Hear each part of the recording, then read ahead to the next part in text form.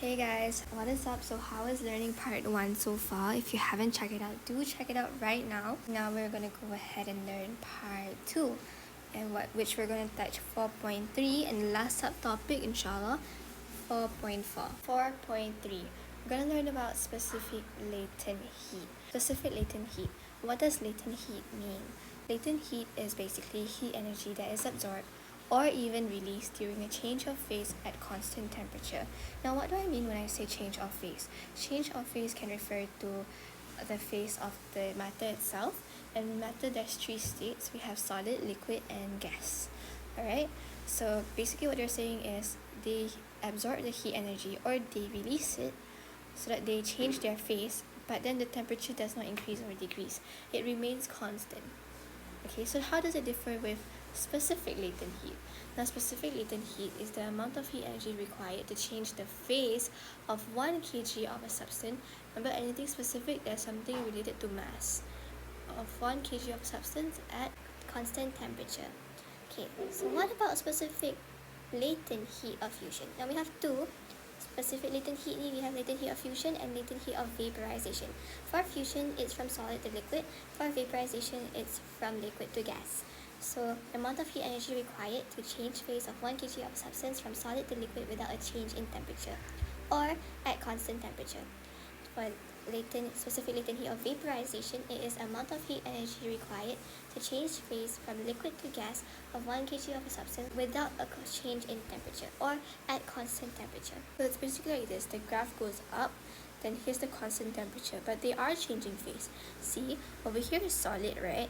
But over here in this constant temperature phase, it's solid and liquid. And then it goes up. This is where it is liquid and it's constant, but it's liquid and gas. And when it goes up again, it's in gas. So the formula we're going to learn in this subtopic is Q equals to ml. Q is referring to the quantity of heat that is measured in joules because it's an energy with the symbol of capital J. The M is referring to mass in kg, and L stands for the latent heat. We're going to get to that later as we do example questions. So here's another tip and trick. If the question involves a change in phase and temperature, to find the total quantity of heat energy, it's Q equals to mc theta. Mc theta is anything related to change of temperature, whereas ml is change of phase. So if there's anything related to, if the change in temperature and phase is in one line and is in the question, it involves in the question. So to calculate the quantity of energy, you have to calculate like this. And sometimes there can even be situations where the phase and the mc theta occurs twice. So what you have to do, not twice, sorry, the temperature is from 0 to 100 and the change of phase is from, it happens twice. So there's latent heat of vaporization and latent heat of fusion involved. So it's from gas to liquid, from liquid to solid. So it's mc theta plus ml. So there can be situations like that as well. Just keep that in mind. So let's head on to the question examples. Number 1, specific latent heat of ice is 336,000 joule per kg. What is the quantity of metal needed to melt 2.5 kg at 0 Celsius? So now we know that quantity of heat energy for latent heat, because we need to melt it, right, is Q equals to ml. So m is 2.25 times with the specific latent heat, and you'll get your quantity of heat energy needed to melt it. What quantity of heat is needed to convert 4 grams of ice into steam at 100 degrees Celsius? So if you notice, ice or water, usually it's at 0 degrees Celsius unless it's mentioned otherwise, but it's converted into steam at 100 degrees Celsius. So if you notice, there's a change of temperature of 0 to 100 and also a change of phase twice. So latent heat of vaporization and latent heat of fusion. So first they undergo latent heat of fusion because it's from solid to liquid. So ice is a solid to liquid. So here is latent heat of fusion, and then liquid to steam is specific latent heat of vaporization. Ta-da! So once you calculate it, you're just going to calculate it like so, ml plus mc theta accordingly, but don't forget to change your 4 gram into your kg. Ta-da! And when you count it, toss it all together, that will be your final answer. Ta-da! Okay, done. Unless if they say like from 0 to 40 degrees, like it's totally different, okay, for calculation. Or if they say like the ice is not 0 Celsius, and it's also different. So take that in mind. Take that into consideration. This question, and it's involving thermal equilibrium actually, but I wanted to show you guys how it's not as easy as heat absorbed equals to heat release. So sometimes it could be, this is where you have two variables in mind, and I spoke about this in part 1 of the video, but perhaps some people might not be able to understand it at a level that is more elaborated, in a manner that's more elaborated. I'm not exactly sure how to describe it right now, but anywho, so let's check out this question. Auntie Suzanne poured 220 grams of coffee at 75 degrees Celsius and 12 grams of milk at 10 degrees Celsius into a ceramic cup of mass 110 grams, which has a specific heat capacity at 1100 joule per kg per Celsius at room temperature of 27 degrees. Now, what's the final temperature of the coffee when thermal equilibrium is reached? So now we know that the coffee is 75 degrees and then the milk is 10 degrees. But now it's combined, right? So what's the final temperature of the coffee when thermal equilibrium is reached? Okay, this is interesting because we're involving two variables. So heat loss equals to heat gain. So which one is losing heat? Which is coffee, right? And don't forget, we're dealing with a cup as well, because the cup is at room temperature at 27 degrees Celsius. So eventually it's gonna raise its temperature to a certain level, right? Q is quantity of energy of coffee equals to quantity of energy of milk plus quantity of energy of cup. They're both gaining heat energy, and while the coffee is losing heat energy. So just put that into the equation. MC theta equals to MC theta plus MC theta. But notice, because they're gaining, the temperature is like gaining, of course, because it's receiving heat. So it's, you see the variables over here, minus 10. Variables over here, minus 27. One is 75 degrees Celsius minus something, because the thermal equilibrium and temperature must be lower than the higher heat. But like, it will be in between. Usually thermal equilibrium, just think of it like the temperature will be in between. So once you guys expand it like normally, you guys can get the answer. Ta-da! For 4.3, now we're moving on to 4.4, and we're learning about gas loss. Now, I'm not gonna lie, this part of the chapter is a bit more tricky than the rest, but once you guys get a hang of it, and once you guys know a certain trick to actually answer this question, it will actually turn out super easy. So PVD, look at this inverted triangle right here. I want you guys to see inside there's 3 sort of spaces, right? PVT, which stands for pressure, volume, and temperature, that is measured in Kelvin, remember?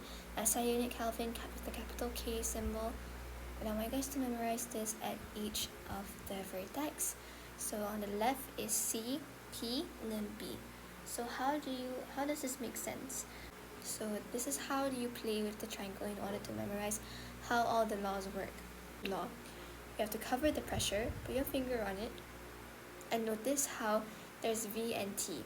When you're up and down Machani, if I close the pressure, put my finger on the pressure, I'm playing with two variables, V and T, which is the volume and temperature. Now which one is kept at constant? The pressure is kept at constant. Now, who is this pointing towards? It's the C. It's the Charles law. Now how do you spell the Charles law? This is how you spell his name, Charles, with an S, with apostrophe later. I didn't put apostrophe there, so my fault. Let's say you want to do pressure law. So pressure law, we're going to cover volume, because volume is the constant. Now what variables are we playing with? The pressure and temperature. So pressure and temperature, notice is up and down, so pressure and temperature is directly proportional. But if we close temperature, means we are referring to Boyle's law. So what are we playing with? The variables are pressure as well as volume, and their relationship is inversely proportional. If they're one straight line, then it's inversely proportional. So how do you write it in terms of formula when you want to sub it in? If it's directly proportional, if it's up and down, you have to put P1 over T1 equals to P2 over T2. Whereas for inversely proportional, it's P1 V1 equals to P2 V2. There's no up and down. It's following like this order. And this one, for volume and temperature, is the same thing like the pressure and temperature, how it works, okay? Then we know easily there are three laws: pressure law, Charles' law, as well as Boyle's law. Now remember, the temperature is in Kelvin. How do you get Kelvin? If they give you Celsius, you always have to plus it by 273. Let's say 27 Celsius, you want to turn it into Kelvin, you have to plus 273. Then you'll get your answer 300 Kelvin. So that means the T later that you're going to sub in is 300, okay, not 27. So this also means that 0 degrees Celsius is actually 273 Kelvin.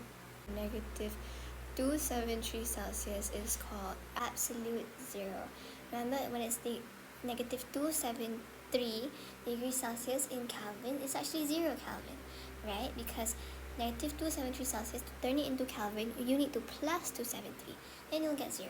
So the temperature of this is actually called absolute zero. And in theory, the motion of gas molecules at this temperature is basically stationary. This is how you should memorize it if they tell you, hey, or if Solon asks you, hey, what's the definition of Boyle's law? Boyle's law is the pressure of a fixed mass of a gas is inversely proportional to its volume at constant temperature. And you can, this is optional, but you can tell this is the formula. Whereas Charles' law, it's actually the volume of constant mass of gas is directly proportional to the absolute temperature in Kelvin at constant pressure.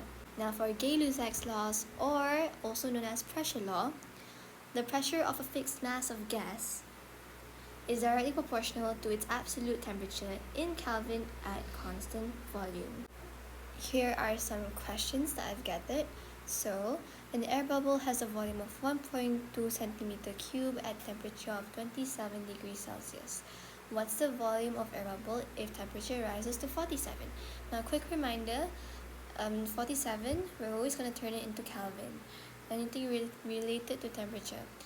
But we're going to check out what is this soalan, what is this question talking about. So first we're talking about volume. So we know we're playing with volume and temperature. So there's the V and the T. So right now we know the volume before and the temperature before, but we don't know the after. Now let's think about what law is this playing with. So the fact that this is playing with volume and temperature, which means the pressure is constant right now.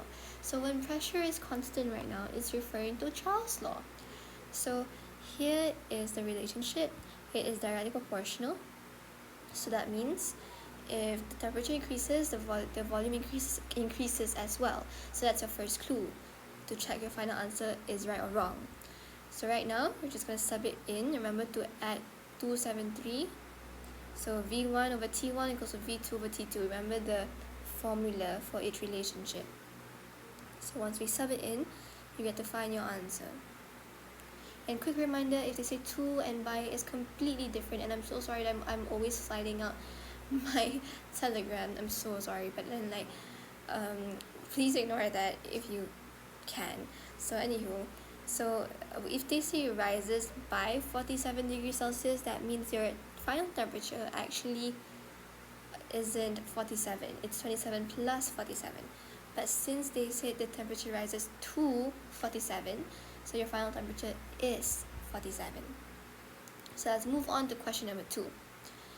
The air in the foot pump initial volume is this much, and the pressure is 100 kPa. So the outlet is closed and piston is pushed inwards until the volume of air becomes 700 centimeter cube. So right now we're talking about pressure as well as volume, which is referring to P and V. Remember the triangle PVT, so it's one line, so it's inversely proportional. So as the volume decreases, the pressure increases. What else do we know? P and V is referring to the one below. So they're saying the temperature is constant. So we are referring to the Boyle's law. Alright, so it's just sub in your formula. And here is your final answer. This one. Look at this one. So a cylinder contains 200 centimeter cube gas at temperature of 27 degrees Celsius. Gas is heated until temperature increases by 30 degrees Celsius. Nampak tak? Dia cakap by. So 27 plus 30, and you have to plus 2273 because you have to turn it into Kelvin. If piston of cylinder expands under constant pressure. So we have constant pressure and we're dealing with temperature as well as volume. So volume and temperature is directly proportional. So V1 over T1 equals to V2 over T2. So what's that? What's the law? It's referring to Charles' law. So what's the final volume of the gas? Here is your answer. So similar to the one used over here. Why do I keep on sliding this? This is some extra questions that I've gathered, but honestly, you guys can just do it. Could just take a screenshot and read through it and do it sort of mentally in your head. So I'm gonna give you guys time to screenshot. 1, 2, 3. 1, 2, 3. 1, 2, 3. 1, 2, 3. 1, 2, 3. 1, 2, 3.